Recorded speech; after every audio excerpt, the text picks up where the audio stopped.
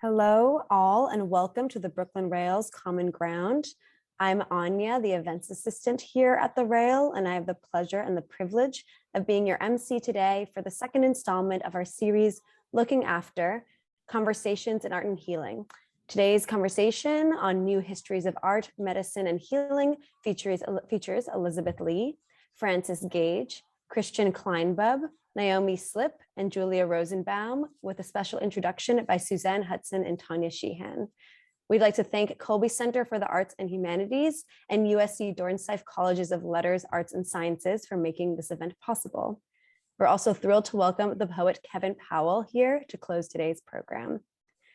Before we get started, the Brooklyn Rail acknowledges that Black Lives Matter, and that here on New York, we are on Lenape-Hoking, the unceded land and waters of the Wappinger, Canarsie, Munsee, and Lenni Lenape people of the Delaware Nation and Shinnecock Indian Nation. We encourage you to check the chat for a living document of resources and actions, which I will post shortly. And over the past 22 years, the Brooklyn Rail has undertaken a miraculous journey, bringing together in a single monthly publication, art, music, dance, film, theater, and literature, along with thoughtful social and political meditations. As a small nonprofit, we need your support. Your contribution will directly support our writers, guest artists, production staff, and operations here at the Rail. Please check the chat for more information and links to donate. And now to introduce today's guests and hosts. Elizabeth Lee is Associate Professor of Art History at Dickinson College. Her book, The Medicine of Art, Disease and the Aesthetic Object in Gilded Age Art, was published by Bloomsbury last month. Frances Gage, who specializes in Italian art theory and criticism and the intersections between art and science, has published widely on the role of art within early modern preventive medicine. Her book, Painting as Medicine in Early Modern Rome, Giulio Mancini and Efficacy of Art, was published by Pennsylvania State University Press in 2016. Christian Kleinbub is professor of Italian Renaissance and Baroque art at Ohio State University and co-director of the New Foundation for Art History. His second book, Michelangelo's Inner Anatomies, was published in 2020 by Penn State University Press. Curator Naomi Slipp is the Douglas and Cynthia Crocker Endowed Chair for the Chief Curator at the New Bedford Whaling Museum and has been a tenured Associate Professor of Art History at Auburn University at Montgomery. She also serves as an executive director of Panorama, Journal of the Association of Historians of American Art. And our host and moderator, Julia Rosenbaum, is a professor of art history and visual culture at Bard College. Her research and teaching focus on 19th and early 20th century American visual material, and she is presently at work on a new study titled Unruly Bodies, Portraying Science and Citizenry in Post-Civil War America. And our two curators of this series, Suzanne Hudson is Associate Professor of Art History and Fine Arts at the University of Southern California in Los Angeles. She is also a regular contributor to Art Forum and has penned numerous essays for international exhibition catalogs and artist monographs. And William R. Keenan, Jr. Professor of Art at Colby College, Tanya Sheehan, is the principal investigator of Colby's inaugural Public Humanistic Inquiry Lab, Critical Medical Humanities, Perspectives on the Intersection of Race and Medicine. Since 2015, she has served as an executive editor of the Smithsonian Institution's Archives of American Art Journal. So without further ado, I'd like to pass the mic now to Tanya Sheehan. Thanks so much, Anya. Suzanne Hudson and I are so grateful to you, to Nick, to Fong, and to the rest of the Brooklyn Rail team for making this series possible. The goals of the series are several. They include exploring the relations between art and healing, sharing diverse perspectives across the global visual arts community, showcasing new voices and emerging projects, and communicating across multiple interested audiences and disciplines. For those of you that were able to tune in previously, we started this series with a consideration of art and healing in the present moment, reflecting on the COVID-19 pandemic and its intersection with questions about art and social justice. Today, we're turning to historical contexts, but the series will continuously reflect on the relationship between the past and present. I'll turn things over now to my colleague, Suzanne. Thank you. And I'll just reiterate my thanks to everyone that Tanya has already thanked. So instead of redoubling, you all please know my gratitude is deep.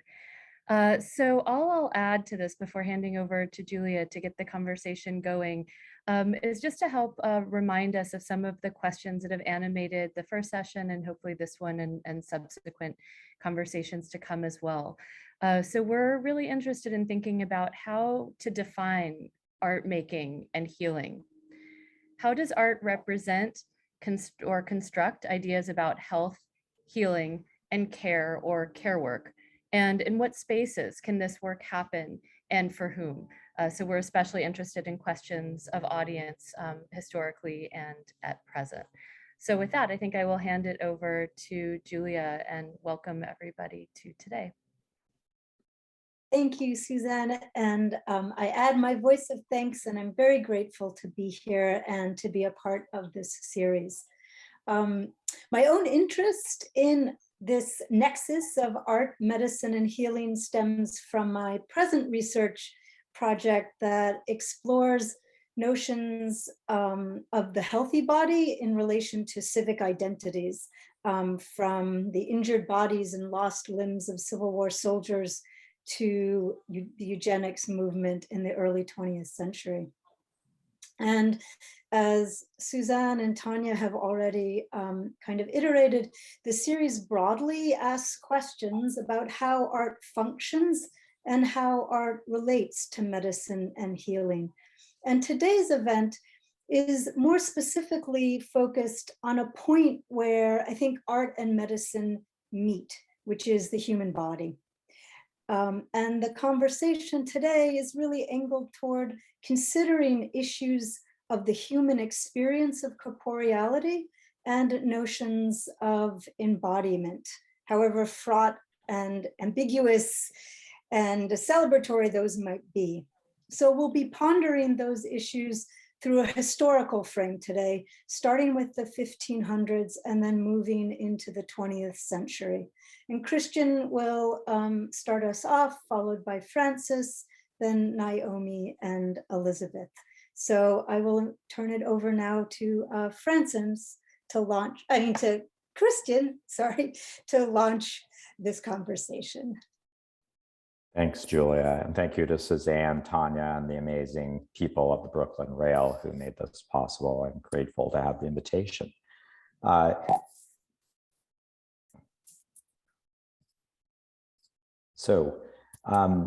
My recent book, Michelangelo's Inner Anatomies, did not set out to think about these issues of art, healing, or embodiment for that matter. It kind of happened by accident. It started as a project aimed at answering something that perplexed me about the art of the Italian Renaissance painter, sculptor, poet, and architect Michelangelo Buonarroti, famous from the frescoes of the Sistine Chapel in the Vatican. Michelangelo's work does something that I have seen no other artist, certainly not to this extent in the period that he lived, which is that many of his figures point to bodily organs. And I wanted to know why they did this. I wanted to explain it. Take, for instance, this work that I'm showing on the screen. This is the Brazen Serpent, one of the frescoes from the aforementioned Sistine Chapel ceiling, painted in the very first years of the 16th century. And in this scene, you see an Old Testament subject related by Michelangelo. It shows the event that happens after the Exodus from Egypt, when the Israelites wandering in the desert get frustrated and start to complain. And as a result, poisonous serpents come on them and start killing them and hurting them. They plead to Moses for help. Moses asks God what to do. God commands Moses to set up a bronze or brazen serpent so that the faithful Israelites may venerate it and be healed and saved. And at the same time, those who didn't venerate it, the unfaithful Israelites, would be destroyed by the serpents in question. And that's what you see in the scene. On the left, you see a group of figures looking towards this gilt bronze serpent, which wraps itself around a cylinder or staff. And on the right, a much larger group of persons who are in tumult as the poisonous serpents destroy them. They have not turned their attention to the brazen serpent raised by Moses to cause them to return to God. Now, can I have the next slide, please? I was interested above all in certain details in this work, which I've marked with red arrows. These are details of both the left group, which shows the righteous, which is on the left here, and the right group of the unrighteous. And with those arrows, you'll see on the upper left, one pointing to a baby's finger. He is pointing to his father's forehead, probably indicating the brain underneath. The second arrow below it on the left shows that a man is pointing to the heart of his spouse, a woman. And then on the right, you may have to take my word because I can't really go into anatomical ideas in detail from the period, but this snake head that I've indicated with the red arrow is gnawing at the liver area of this sinful, unrighteous Israelite here. So 3 organs are called out in this fresco. And I, here and elsewhere, wondered why that might be. And the answer turned out to be much stranger than I expected. Michelangelo was a very educated individual and knew his science, philosophy, poetry, and theology pretty well, almost professional level of knowledge Michelangelo had in these areas. He was presumably aware, I discovered, of philosophical and theological traditions stemming from Aristotle and Galen that saw the body as a recipient of images. The body's health and salvation wasn't just dependent on the things we might think about when thinking about the period for ourselves. Health wasn't, for instance, just about the air you breathe or the food that you ingest. It also is about the images that you encounter and how you process them internally in your body. And according to medieval and Renaissance faculty psychology, which studied these matters, an image received by a person's eyes, like other sensory data, would be presented in an aerial image in the front space of the brain called the anterior ventricle.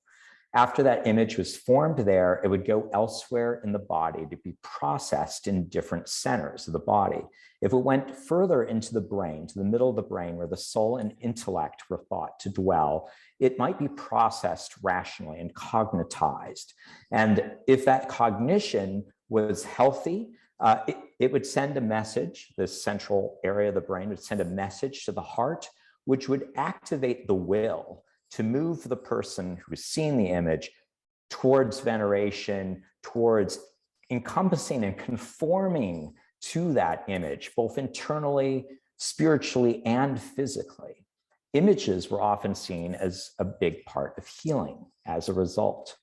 However, if the image received in this front part of the brain and presented there didn't go to the center of the brain to be processed properly, it might go to a place like the liver, which was imagined as a seat of bestial passions and desires. And in the liver, it might then poison a person, giving them an impetus towards sin.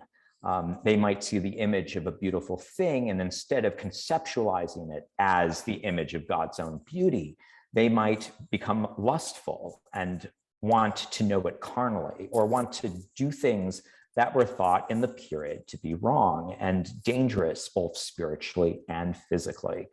What I discovered in the process of looking at frescoes like the Brazen Serpent then was something like that the body and its was the realization of the body and its health, like its spiritual health, were things that were very much entwined.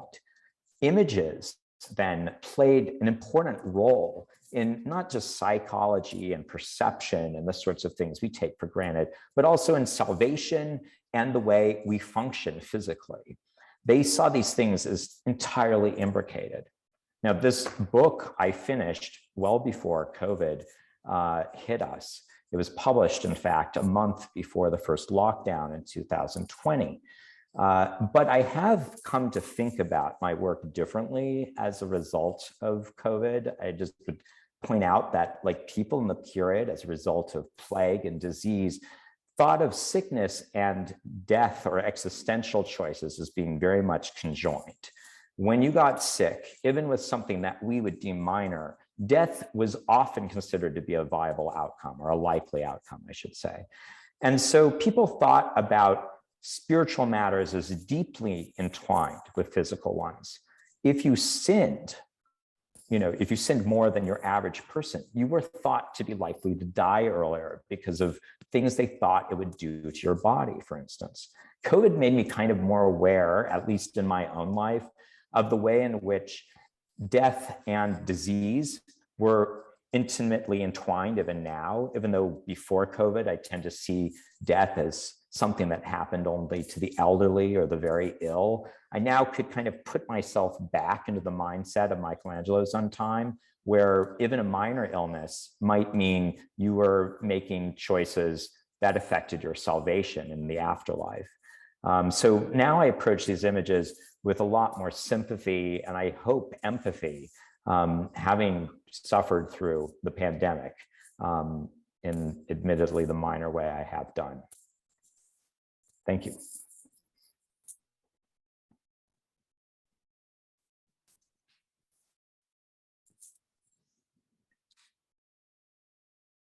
Should I just jump in or?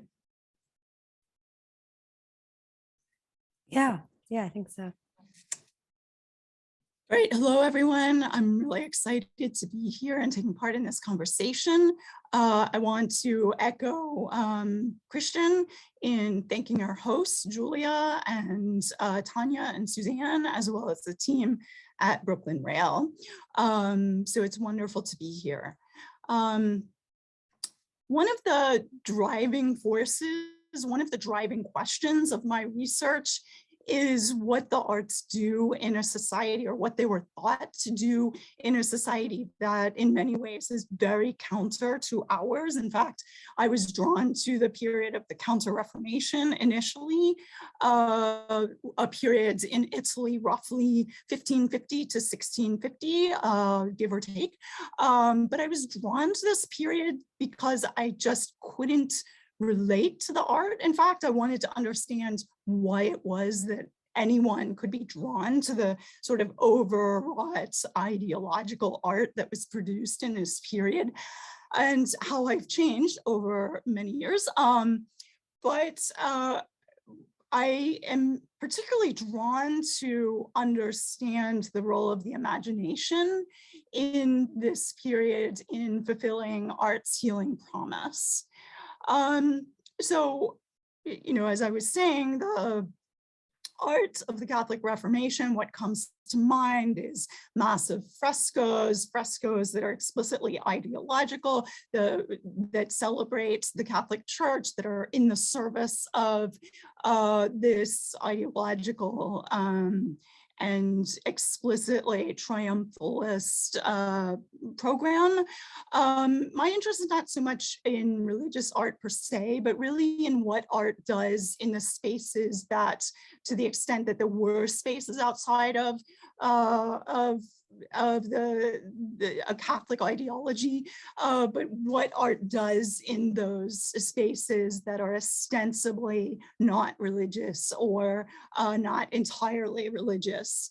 And like Christian, I didn't initially set out in my studies and in my book, Painting as Medicine. I mean, in Painting as Medicine, it originated or developed out of earlier work on a particular physician, Italian physician, papal physician, Giulio Mancini, who was papal physician between 1623 and his death in 1630. When I first started working on him, my interest was actually not in medicine explicitly. He was not really even studied within the context of the history of medicine. Actually, his principal his principal fame lay in the fact that he wrote a treatise on painting. And it was this that got me trained as an art historian into the whole question of the relationship between art and medicine. And eventually I realized that I really had to grapple with the relationship between those disciplines that we think of very often, or that are couched for us, unfortunately, as opposed or completely separate, very often counter one to the other, but in the early modern period, were not at all separate. And this was, I think, one of the most exciting discoveries of my research. So increasingly, I got pulled even against my hopes and desires. I got pulled into this study of medical theories and practices, which became incredibly challenging for all sorts of reasons. Because many of these theories are very arcane and again, counter to ours, but increasingly they revealed to me that there is, in fact, considerable overlap between current medical theories and early modern medical theories. And I think this is one of the most exciting discoveries. So I discovered that even outside of the religious sphere, we might imagine that within the context of religion, art might be considered healing, promise of salvation. But I discovered that outside of that sphere, within a strictly medical sphere, art was considered therapeutic. And the arts in general, so from music to literature, poetry, the arts were considered therapeutic. But in fact, specific physicians across Europe believed that the visual arts specifically were participated and were central to a preservative and curative health regimen. So how did this work? As I said, early modern medicine is often arcane, and we need to consider one specific medical theory, the so-called 6 non-naturals attributed to Galen, which are 6 states or activities that are external to the body, to the extent that these can be external to the body. In other words, not internal organs or processes, but that condition health. And these, in short, are air and breathing, waking and sleeping, rest and movement, eating and drinking, evacuation and exercise and rest I mentioned, evacuation and repletion, and the passions of the soul, which I will focus on here. What do we mean by the passions of the soul? Well, the passions of the soul they could be loosely likened to emotions or emotional states, but they're not exactly equivalent. They're better described, one scholar has described them as cognitive physiological events, because they really do mediate the body and soul. And it's here where the imagination comes into play. It's precisely here that the imagination does its healing work, because the imagination effectively mediates body and mind, body and soul, and the imagination has an effect on the passions. It has an effect on how people feel. If you're in an early modern, you believe that the passions will actually produce somatic effects. So if you're angry, you will become hot, and that will have an effect on the body. If you're melancholic, you're cold, etc. So every conceivable passion of the soul has some kind of somatic effect, and too extreme passion will have a disastrous somatic effect. And in fact, it was thought that extreme emotions like extreme sadness or sudden emotional states, even extreme joy, could actually kill you. So where does art then play a role in mediating or affecting beholders? insofar as the healthful states or any kind of psychological state that was prompted by the beholding of art could then alter bodily states, somatic states. We're looking at a photograph of the Doria Pemphily gallery in Rome. It's a 17th century gallery. And it's precisely in relationship to the development of the picture gallery, specifically as a space for the display of art, that we see this idea of the role of art within the health regimen. Because here within the space of the gallery, we see that two of the non-naturals are actually conjoined. Galleries were developed actually much earlier as spaces for exercise, but now that they are adorned with art from floor to ceiling, there are also spaces to stimulate the mind. So these spaces were opportunities for stimulation of mind and body. And of course, each was understood to enhance the other. If we go to the second slide, we can see how this plays out, especially in the genre of landscape painting, which was increasingly a dominant genre that was displayed in these picture galleries. We see that this is a painting that directly thematizes exercise and movement as well as beholding. We can see the way in which the figures in the foreground are moving towards the middle ground. They're moving in the direction that we are invited to follow, while the figure in red, who is in the foreground, is actually gazing out into the landscape just as the beholder is meant to do as well. So you perform an imaginary perambulation as you're beholding this image and in intervals with exercising within the gallery.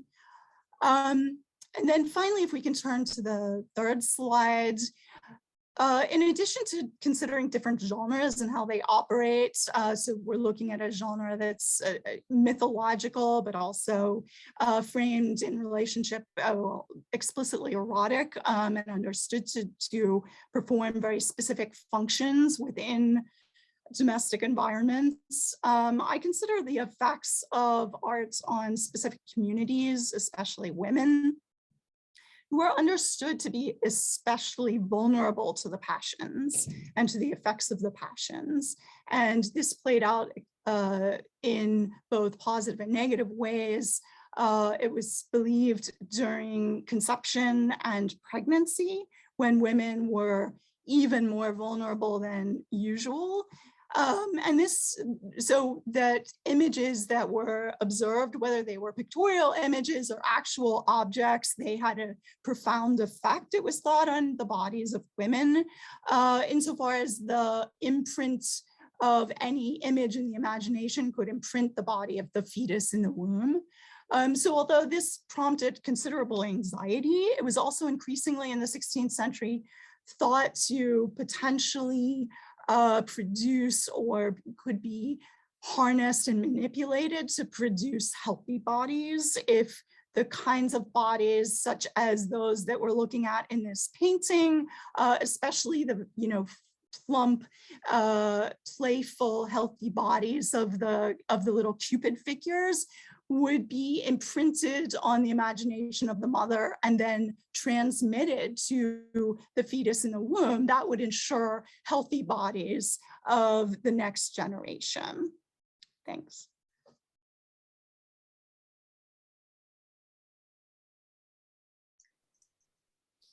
And Naomi, I think we turn the discussion to you. All right, so I'm going to be talking a little bit about my current book project, which started in the late 2000s when I was working at the Philadelphia Museum of Art, and then went on to get my master's degree. And I focused in on cast fragments from cadavers that were dissected at the Pennsylvania Academy of the Fine Art by Thomas Eakins, and that kind of became my seed or the kernel of the project that would grow into a PhD dissertation and my book. I'm going to take you through briefly 3 objects that I think outline one of the threads of the project. The book is called The Art of the Body, Medicine and Anatomy in American Culture, 1800 to 1880. And it really charts quite broadly the ways in which American artists created relationships with American medical professionals and vice versa over a shared interest in studying, picturing, and understanding the human body and human anatomy. And that was really a kind of a cross-disciplinary collaboration amongst individuals and institutions to come to understand and know the body through an increasingly professionalized view of it within the medical field. At the same time, the arts were professionalizing, and often arts curricula included the study of anatomy, couched as it was as artistic anatomy. And the ways in which I think artists and medical professionals both came to study the body together, but for really radically different ends, forms a lot of the questions that I'm interested in thinking through in my work. But due to the individuals involved in this conversation today, I thought I would pick 3 images that particularly seem to kind of bridge Christian and Francis's work and mine and Elizabeth's periods in 19th century America to think about how one of the core questions that I'm really interested in probing in this period in the United States as medicine is professionalizing and the arts are professionalizing is how was knowledge about the human body and about anatomy constructed, relayed, and represented? So essentially, what were the kinds of epistemologies that were used to understand and then share knowledge about the body to publics, and lots of different kinds of publics, professionals in training, but also obviously diverse public audiences. And in my broader work, I'm interested in thinking about institutions and pedagogy, the way it's kind of taught in schools and then how it's shared. But I thought I would pull out 3 images that deal with really specific kinds of epistemologies, and those are faith, vision, and touch, which appear again and again in thinking about how people studied anatomy and how they shared it with audiences, especially through representation. Essentially, how did we know the body and how did we visualize it? So the first object that I wanted to introduce to you all is this painting, Benjamin West, Christ Healing the Sick from 1815. This is the first work that I talk about in the book project, which is currently a manuscript, not yet for public consumption. But this is a really large painting. It's 12 feet high by 15 feet wide, and it was commissioned by the Pennsylvania Hospital. And it really demonstrates, I think, the ways in which death, illness, medical care, and faith were intertwined within the kind of cultural and social fabric of early American life. Pennsylvania Hospital is really important to the story of American medical professionalization, as it was the first public hospital founded in the United States, indeed in the American colonies, I should say, admitting its first patients in 1756. And like most public hospitals, it and the first 3 public hospitals in the US were really intertwined with ideas about benevolence and supporting the new idea that there should be public hospitals to care for the kind of medical interests of anyone from the public, no matter your class, station, or position. And that was really interlinked with ideas about Christian charity and benevolence and good citizenship. And so I love the fact that this painting is commissioned by the board managers of the hospital from Benjamin West to be exhibited in Pennsylvania Hospital at the very start of the 19th century. And it's a painting that did a few things for Benjamin West, which also I think is kind of interesting.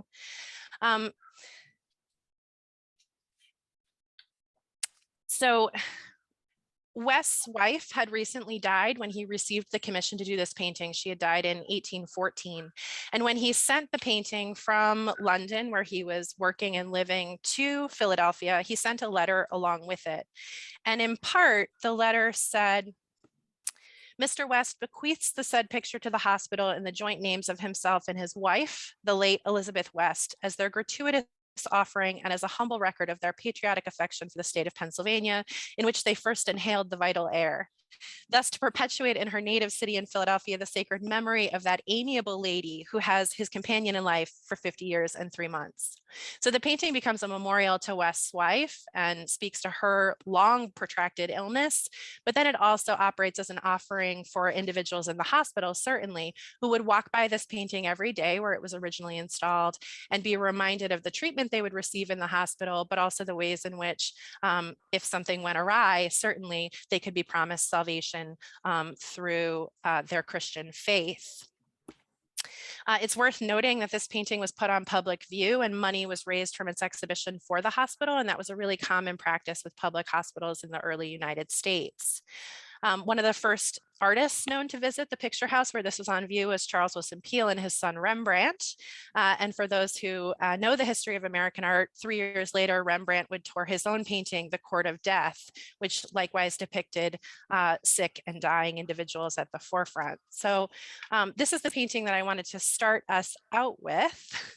And it really, I think, speaks to, I should say, issues of vision and touch and faith. You can see all the hands here.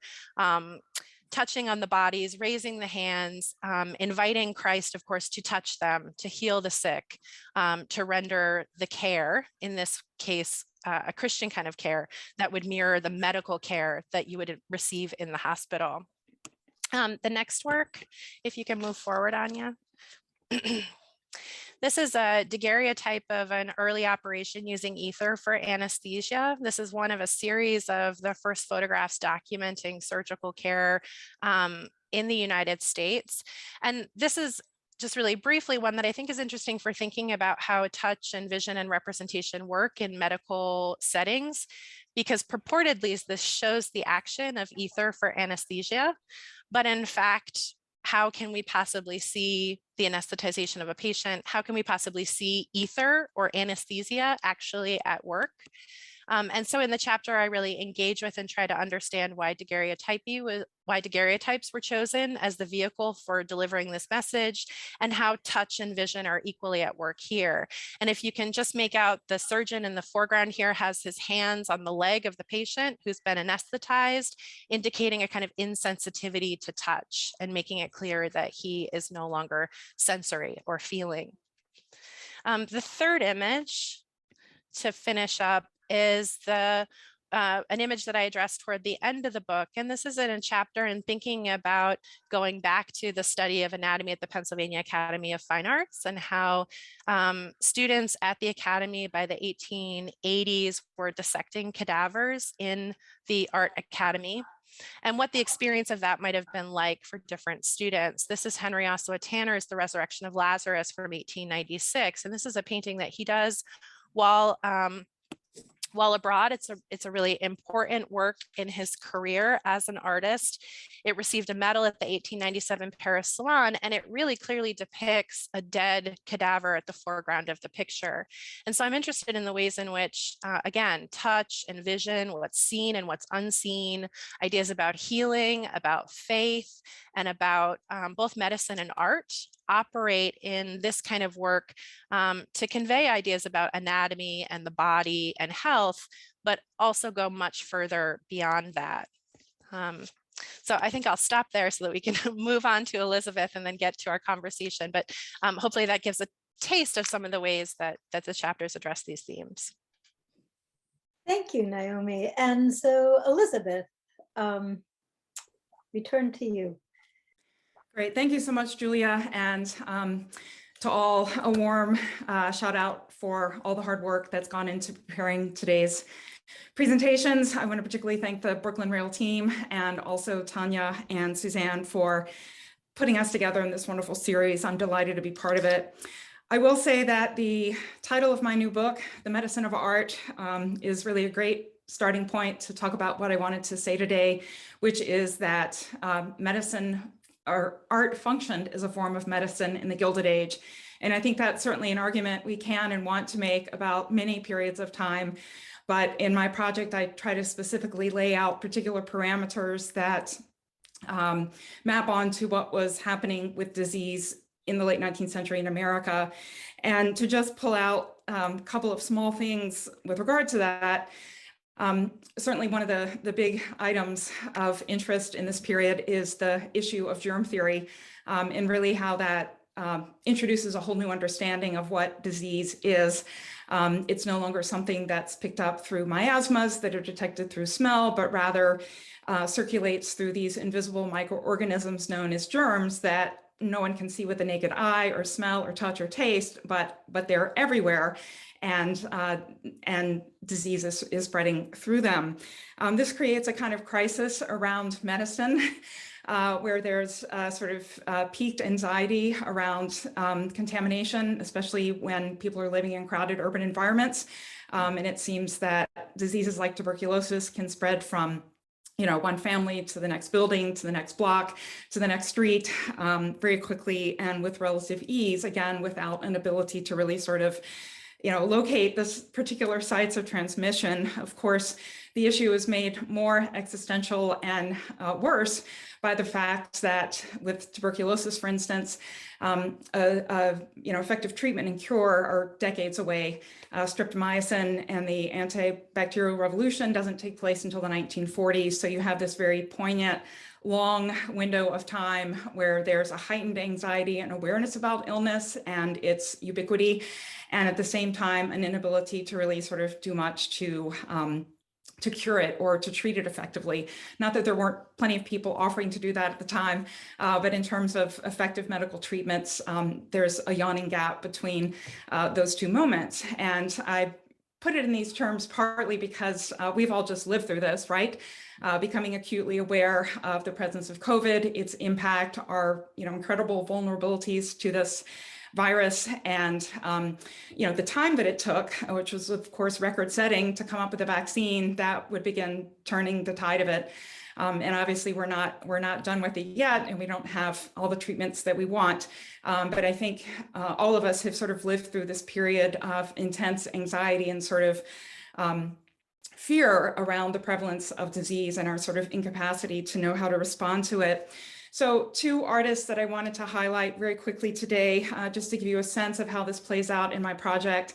Abbott Thayer is a focal point of one of the chapters, and his wife actually died from tuberculosis in 1889, and he immediately began to reorient both his painting practice and his life in response to this event.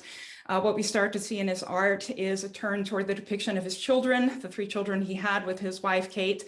And they become these kind of sacrosanct, memorialized figures. I'm showing the painting of a virgin on the left, which embodies this so well. His three children lined up, walking through the fields, holding hands.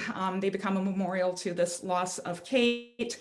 At the same time, because tuberculosis was so highly transmissible, and often if one member of the family got it, the next person would as well, Thayer immediately sort of decamped to this rural area of Dublin, New Hampshire, and created what I've argued is essentially a recovery routine, taking a page out of the playbook of sanitary at the time, by setting up these kind of conditions for his children to thrive and to essentially take care of their health. So I'm showing you the painting of Mount Monadnock at the top of the slide, which was the mountain that the family lived in the shadows of.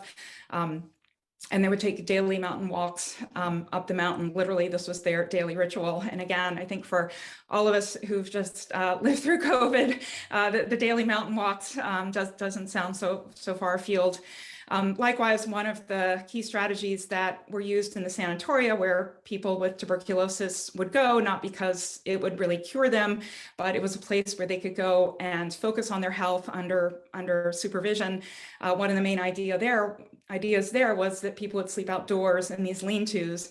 The idea being that the fresh air in these sanatoria, which typically were in mountainous environments or certainly rural areas, definitely not in the cities, would give visitors a chance to breathe in clear, purifying air that would sort of cleanse their contaminated lungs. And indeed, Thayer built individualized lean-tos for his children and himself. You can see his daughter Gladys's lean-to in the snow. She's actually in there too. This is not just an abstract picture, but these children slept this way year-round with the idea of the winter air and the mountainous air cleaning their lungs and helping to sort of build up their strength. Really the best advice that doctors had in this period for people who were concerned about contracting tuberculosis was to build up their strength, was to bolster their immunity through exercise, through diet, through basically taking care of themselves. And so it's interesting how in trying to prevent the transmission of disease to his children, Thayer really sort of engaged in an intensive process along these lines. Next slide, please, Anya. The second artist I'll just mention before wrapping up and moving on to the conversation is Augusta St. Gaudens. And I have this wonderful quote at the top of the slide that sort of captures this kind of revelation that St. Gaudens had in response to his illness. In his case, he was diagnosed with intestinal cancer in 1900. He died in 1907. He immediately closed his New York studio and left his apartment in 1900. Decamped also to rural New Hampshire, where he had a summer home, but he made Dublin, New Hampshire his permanent home, and basically transformed it into partly a recreational facility where he could enjoy sports and outdoor activities. In this wonderful quote from a letter that he wrote to Will Lowe in 1901, he says, basically, I spent so many years of my life cooped up in a studio. For me, it's all about going outside, getting exercise, playing golf, cutting down trees. He skied, he played hockey, ice skated. He became a late life sportsman. He also experimented with a wide variety of diets at the time, probably any diet you've ever heard of from the late 19th century he tried, including a bout with Kellogg's cornflakes. But because he suffered from intestinal cancer, this whole issue of sort of what he ate and what was processing through his digestive system was critical. I tie this to art in his in St. Gaudens' example through a religious image, and I appreciate how Naomi gave me the perfect setup here, because this work that you see on the left of Phillips Brooks was the longest standing work of St. Gaudens' entire career, and it remained unfinished at his death. And really the argument that I try to make with this particular work is that it became an object that lived in his studio as a kind of sacrosanct figure, a kind of figure that gave him solace, and that was associated with healing. As Naomi was talking about, this idea of Christianity and healing, reviving the sick. Phillips Brooks himself had this particular healing capacity associated with him.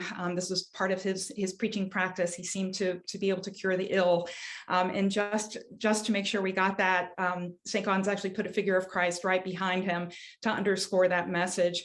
He was this robust figure, 6.5 feet tall, with this kind of towering voice and this charismatic presence. And indeed, his powerful body, his healing touch, his presence around health, and his Christian message was powerful for St. Gaudens. And I argue his presence in the studio enabled him to sort of keep a hand in this world of religion.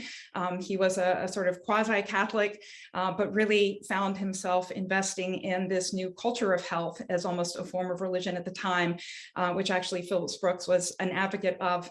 And tried to sort of marry his version of Christianity with this new culture around health in the Gilded Age. There's more to say, but I'm going to stop there because I know we're all eager to start a conversation. Thank you all. Thank you, Elizabeth.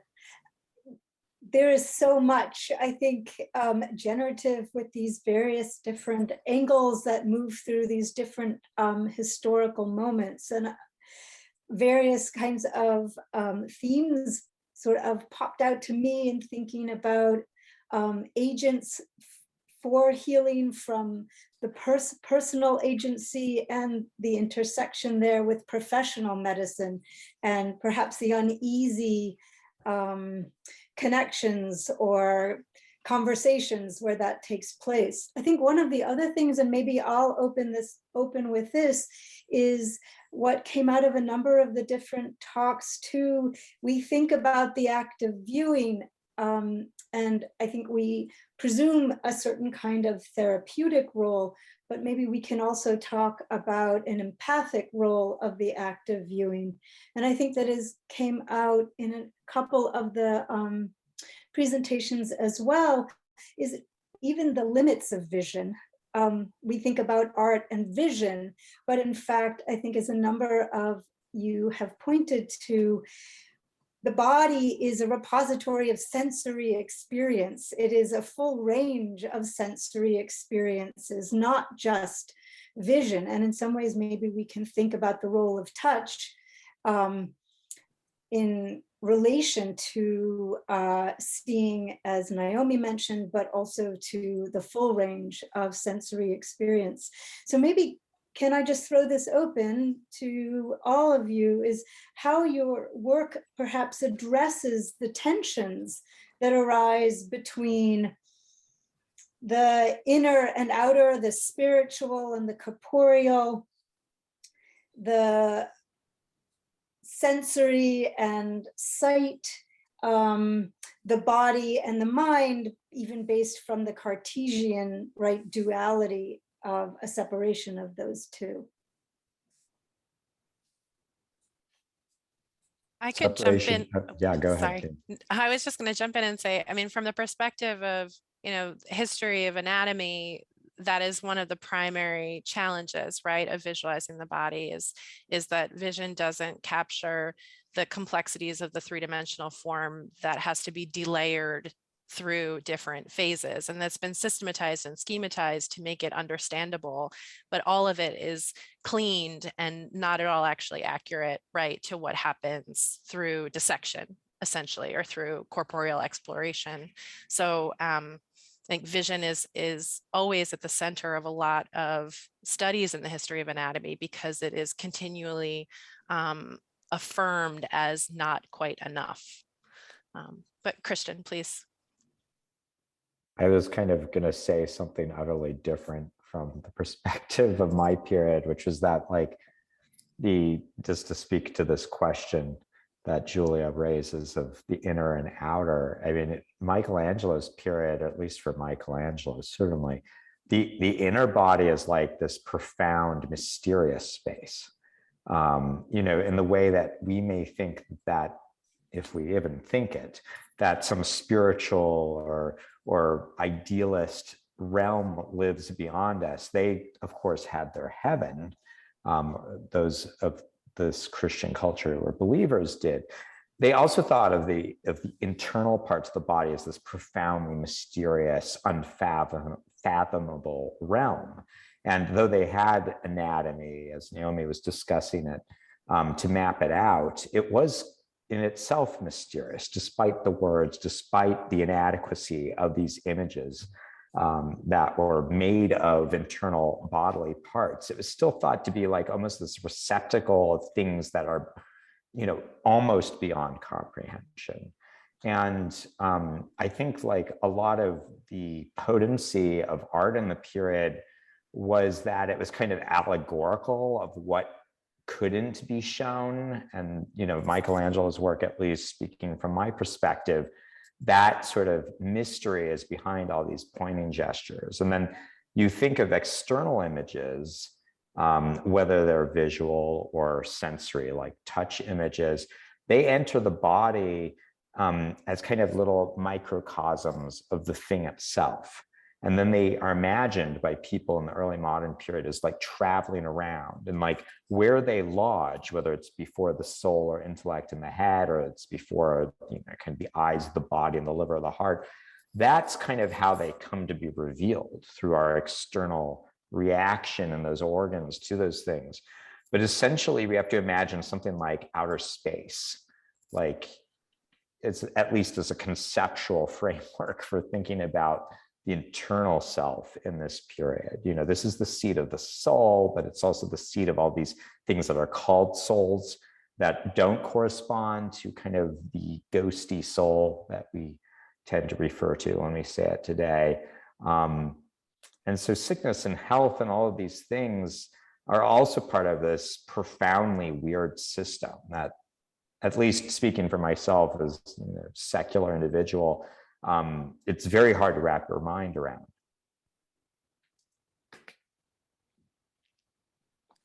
Which is also interesting too, I think, in thinking about all of these moments in a kind of Western Euro-American context of a rationalizing or this kind of push to categorize or to distinguish, and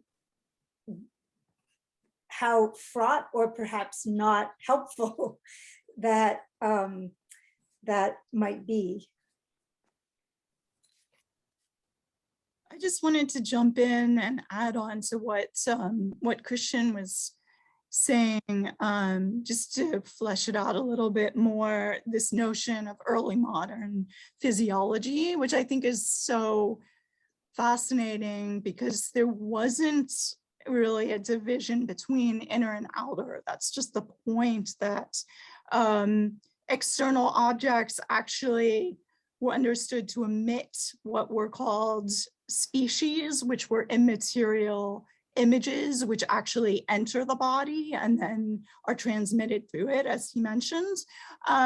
So these oppositions that I think have come to dominate our thinking really didn't fully work, or they don't fully apply to the early modern period, where, here we're talking about how, in my work, this notion of the maternal imagination, in which any external entity can actually imprint the body of a fetus in the womb, for instance. So I think this notion of inner and outer, there's inner penetration between those things. And I think that's one of the ways, that and the fact that the body, soul, are not cast in opposition, but rather they enhance each other and they work together. I think that's one of the things that's so exciting about the early modern period, is that, actually, as we look at contemporary biomedicine, we're seeing that there is this exploration of the way in which body and mind work together. But people in medicine today and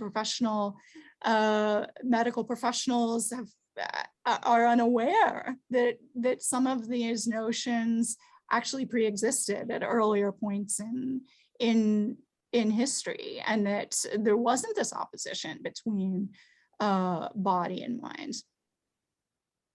It's right that Julia mentioned Descartes, because I really do think it's kind of a Cartesian moment. It's not Absolutely. even shared by everybody around That's Descartes, right. but when he dissects a cow's eye and decides it's an instrument of vision, and those sorts of things that develop the oppositions that we tend to frame these questions around, it really is kind of a foreign idea in the longer Western tradition. In some sense, you can find Platonic roots all you want, but it really is a foreign idea. And I agree with Francis that it's kind of come back. When you think about biofeedback therapy and the use of meditation with chronic conditions nowadays,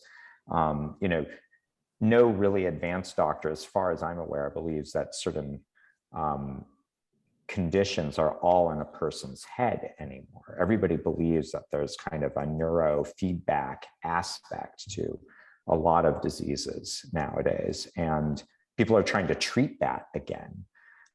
Treat more than they don't see mind as disembodied, it's together. And I would just add, I love this thread, and I love what Julia was saying a minute ago about touch in particular, and thinking about how art, filling the gap that medicine can't address, that touch becomes such a critical part of it. I know that St. Gaudens's son mentioned in his, sort of record of the final days of his father's life that the Phillips Brooks Memorial was one of two objects that he touched, literally at his deathbed. It was literally, the last thing he touched before he died. And that idea of, his own body breaking down and sort of, having this attachment to this, again, robust Christian healing body, and needing to just touch that. Touch is a major theme in one of my other chapters as well. And I'll just say this one thing about it. It focuses on the collector Charles Lane Freer, who had syphilis. And it's very interesting to me to think about touch in relationship to that disease in particular, where the body is rendered untouchable. The body is covered in lesions. The body is sort of taboo, and it's a contaminated body for a collector who's then busily collecting images of idealized figures. In many cases, he collected a lot, but there's this one photograph of him that was taken by Coburn in 1913, I believe, that shows Freer literally touching this painting of a Venus, a beautiful, perfect, idealized, uninterrupted, undiseased, healthy, ideal body. And you're thinking about this man who's, covered head to toe in clothing, but, the contamination that lies within, in the ways that syphilis was treated as this horrifying physical disease, and thinking about the importance of touch and healing touch of healthy bodies vis-a-vis diseased bodies. I do think it's important to note in thinking about how Francis and Christian are defining the kind of early modern medical perspective that, there are lots of different kinds of medical practice circulating in the 19th century, and indeed today as well, chiropractic care or homeopathy or various other kinds of practices. And mesmerism was really popular in the 19th century. There are things today that modern medicine still does not have answers for. Exactly how anesthesia works, exactly how our brain operates and all of its complexity. So, I think there are still mysteries that modern medicine does not have answers for that mirror the periods that we're looking at. For me, my interest is really in how allopathy, the kind of professional modern medicine that we think of today, gains hegemony in the 19th century through the use of art and institutional kind of collaboration, and becomes what we think of today as just medicine with a capital M. But there are lots of other ways in which it continues to be practiced. Is anyone else on the? I want to also take note of some of the questions that are coming into the chat. So I'm going to back up a little bit because John, you have a question for Naomi and Elizabeth more so. Did your research uncover any period beliefs regarding the therapeutic or harmful effects of the delectation of different kinds of visual culture on health? And I should preface that by a point, John, you made in the chat about much of the panel talking about painting. So maybe we could think about other kinds of genres of the visual that maybe speak to these questions and issues of art and healing. I can say, I don't think I've actually broken it down, but I think the majority of the objects and artifacts that I address are probably not actually paintings. It's sort of unusual that I had two paintings and a photograph. But yeah, I'm really interested in the way that sculpture in particular becomes a mode for relaying information about the surfaces and depths of the body and the delayering of the body in different ways. So from classical casts to casts of cadavers to teaching and pedagogical tools, French papier-mâché models, skeletal, articulated skeletons, all those things. Become key tools for conveying knowledge about the body in lots of different ways. And I think they affect and inform how people then understand their own bodies in the period. Elizabeth, I think you have a lot of sculpture and visual material culture too, yes? Well, I actually don't have a whole lot to add to that question. I love it. And I hope someone is working more on this. I talk a bit in my book about the effects of landscape painting in particular. There does seem to be a fair amount of literature that speaks to, what it means to look at a George Ennis landscape, for example, the kind of therapeutic effects that it has. Leo Mazow's worked on that, Rachel Ballou, Sarah Burns. In terms of my own research, I can't say that I sort of repeated a lot of what they said and sort of, repackaged it in the context of my project, but I can't say that that's something I feel like I've uniquely turned up in my project. I can give one example that occurs to me that may get a little bit at what John is asking, which is, public health lectures would use lots of didactic aids for generalist audiences. And there's the really famous case of the anatomical Venus and its use in public lectures, and that becoming a space for censorship because it was so sensational to take apart the body of the woman for a mixed gender audience. So certainly I think there were attempts to inform audiences or teach audiences, but then that backfired in certain ways. And also maybe Naomi wax models that were incredibly tactile, right? That could be, right, you could take apart the body and also put the body back together. So a kind of reiterative sensibility. Maybe also to think about kind of the past and the sort of historical studies that you've all done, and thinking about resonances with the present. I was reminded, Elizabeth, when you were talking at the very beginning of the pandemic, there was right a confusion and also a mystery about, was COVID transmitted tactily? Was it something we breathed in? Sort of what the parameters of this virus was and how it was transmitted. And it kind of suddenly made all of our sensory experiences extremely fraught.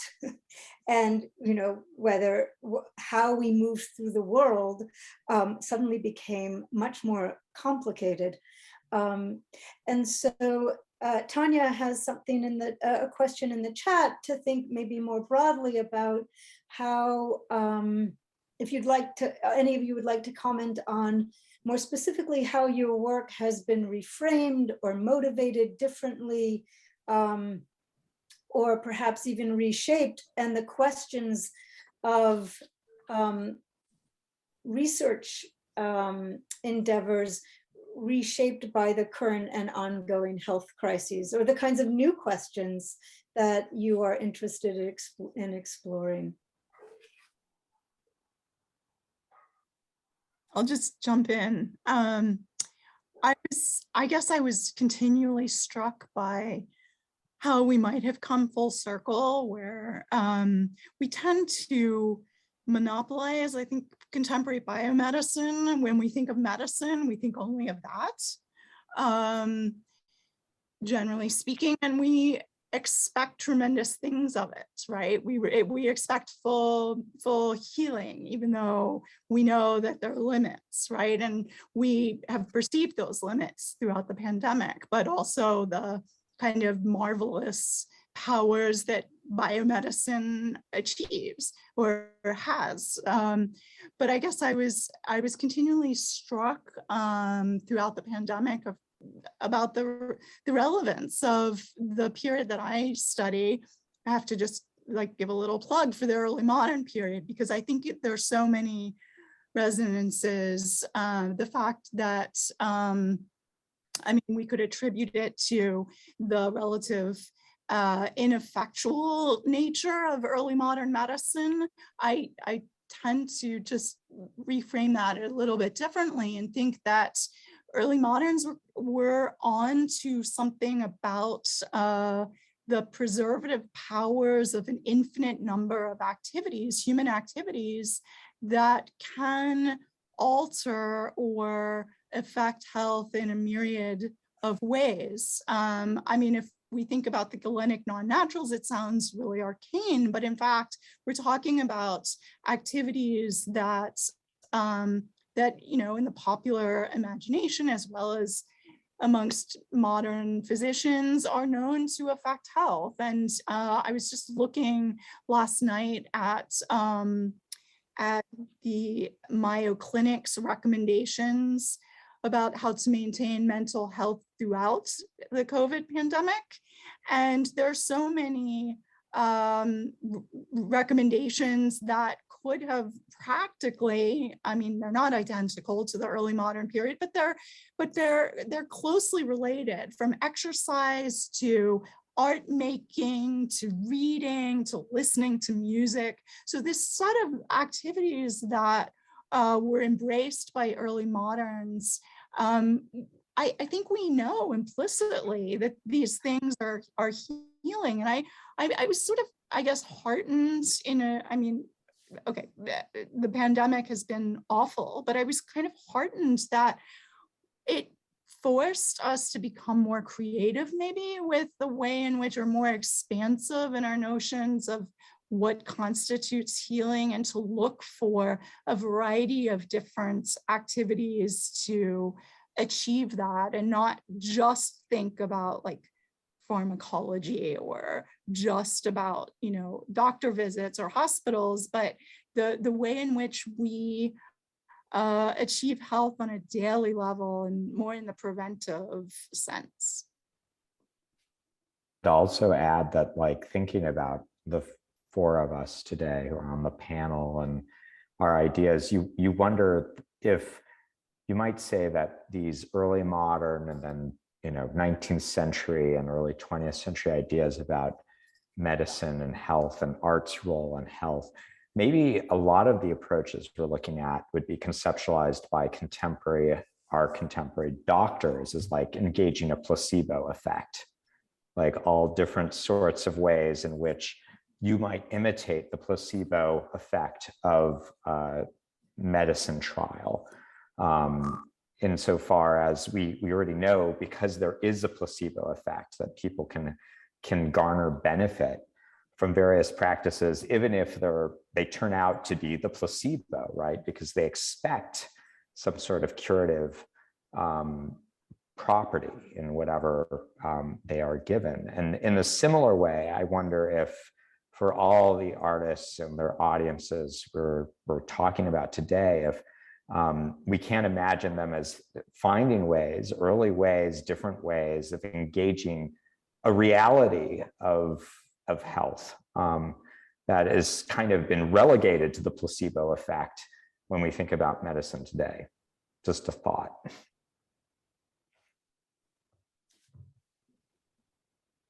And I think in a way, it's also an interesting question, particularly I think that your work brings to the fore, Elizabeth, is that how the corporeal affects art making, right?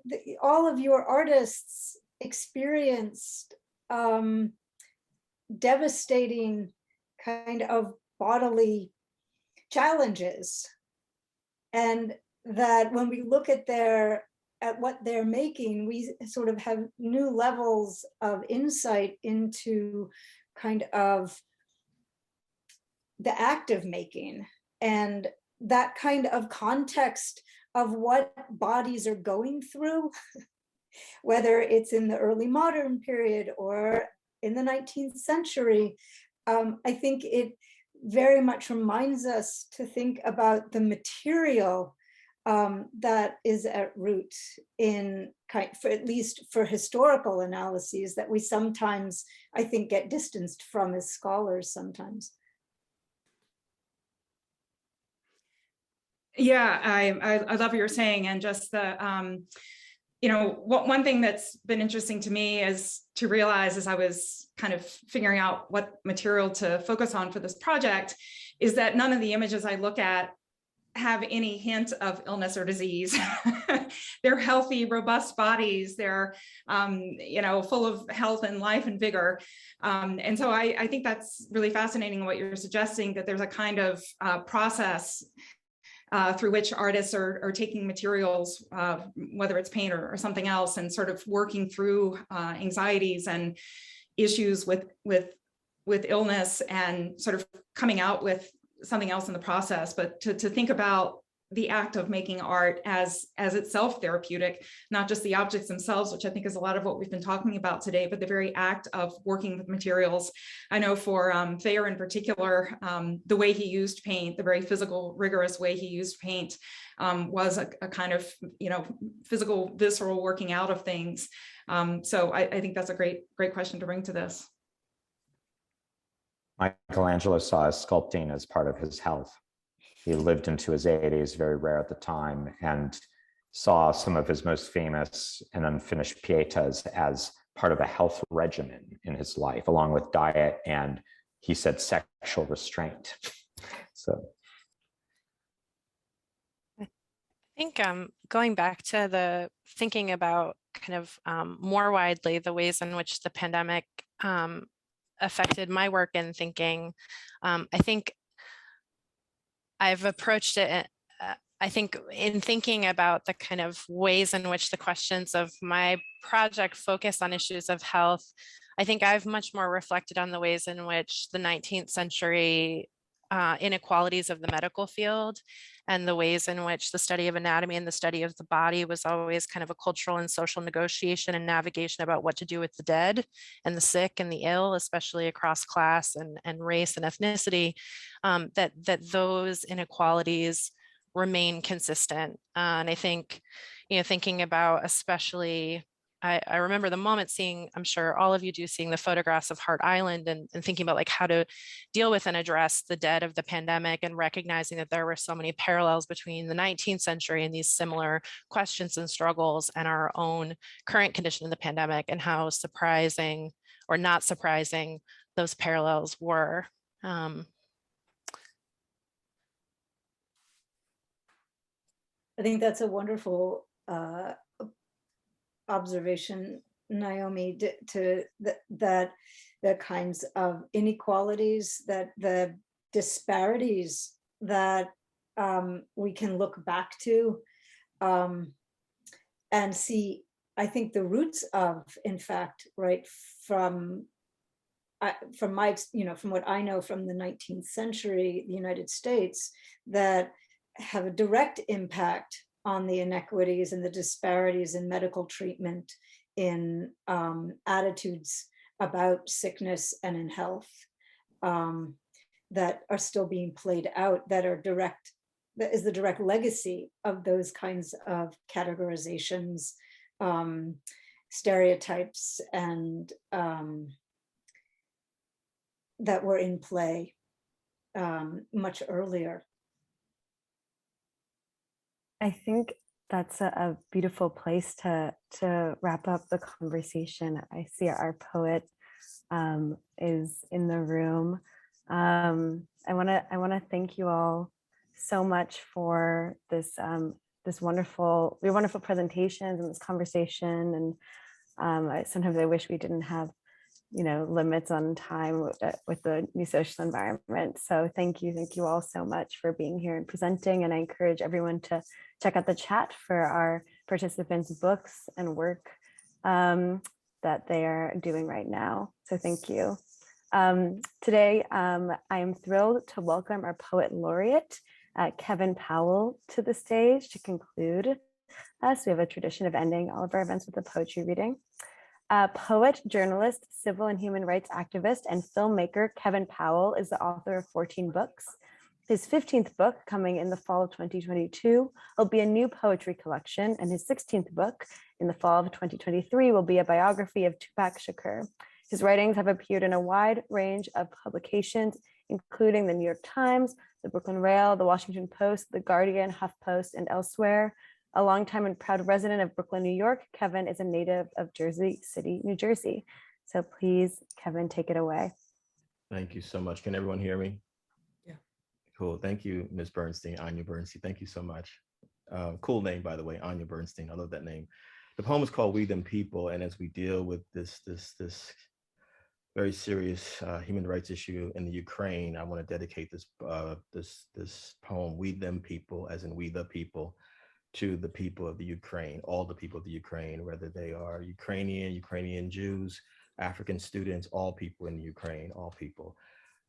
We them people. Dream on, dreamer, the way Alvin Ailey and Maya Angelou and George Floyd and Breonna Taylor dreamed of Southern baked pilgrims dancing and slow marching their sorrows down the yellow brick roads of second line members humming from the heels of their dirt-kissed feet. I want to be ready to put on my long white robe. We are survivors, we are survivors, we are survivors of people who were free and became slaves, of people who were slaves and became free. We know why the cage bird sings. We know what a redemption song brings. We them people, we the people, we are those people who shall never forget our ancestors all up in us as we sleep, our grandmother all up in us as we weep, because we are Native American, Black, Irish, Welsh, French, German, Polish, Italian, Jewish, Puerto Rican, Mexican, Greek, Russian, Ukrainian, Dominican, Chinese, Japanese, Vietnamese, Filipino, Korean, Arab, Middle Eastern. We are biracial and we are multicultural. We are bicentennial and we are new millennial. We are essential and we are frontline. We are everyday people and we are people every day. We are me too. We are me too. We are me too. We are Muslim, Christian, Hebrew too. We are Bible, Torah, Quran, atheist, agnostic, truer than true.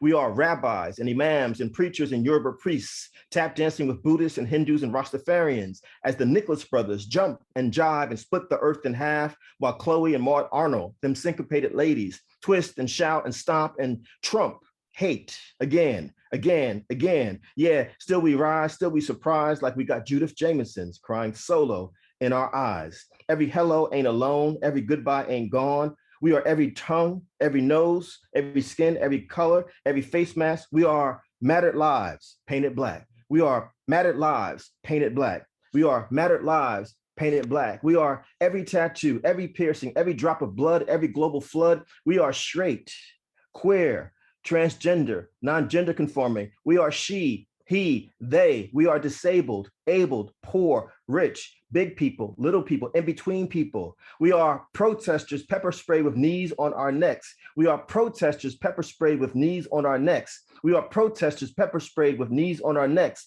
We them people, we the people. We are those people who will survive these times because we done survived those times. Where pandemics were a trail of tears and lynchings and holocausts, where pandemics were no hope and no vote and no freedom spoke. We them people, we the people, we are those people. While our planet gently weeps, we bop and bop like hip hop across the tender bones of those tear-stained photographs to hand to this generation, the next generation, Miss Bernstein's generation, those revelations, yeah, that blues suite, yeah, that peaceful dance inside a raging tornado we call love.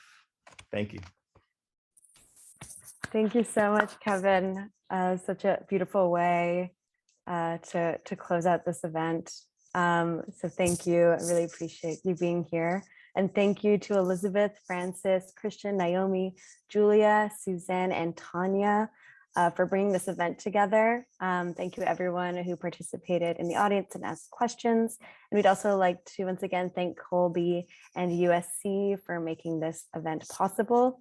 We encourage everyone to view our conversations of these, to view our archive of these conversations on our YouTube channel, where this will be uploaded shortly.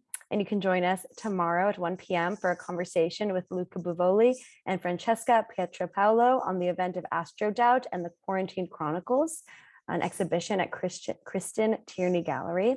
We'll conclude with a poetry reading by Yosefa Raz. And you can now turn on your microphones to say thank you and goodbye. Thank you all. Thank you. Thank you so much, everyone. Thank you, Anya. Thank you, Nick. Thank you, Brooklyn Rail. Thank you all. Thank you, Kevin. Thank you so much. Thank you. Thank you, Suzanne. Thank you, Tanya. Thank you, Christian. Thank you, Julia. Thank you, everyone. Thank you. Thank you, Kevin, for the great poem. Thank you. See you all soon. We them people. It's all of us together. Yes. Well, stay safe, everyone. Thank you for joining. Yeah, you too. Thank you. Have a great Safe. afternoon. Anya. Thank you so much. Thank you, Anya. Thank you, Anya. Thank you, Nick. Thank you, Thank you all. Fawn. And Nick. Ciao, everyone. Thank you. Ciao. Ciao. Bye-bye.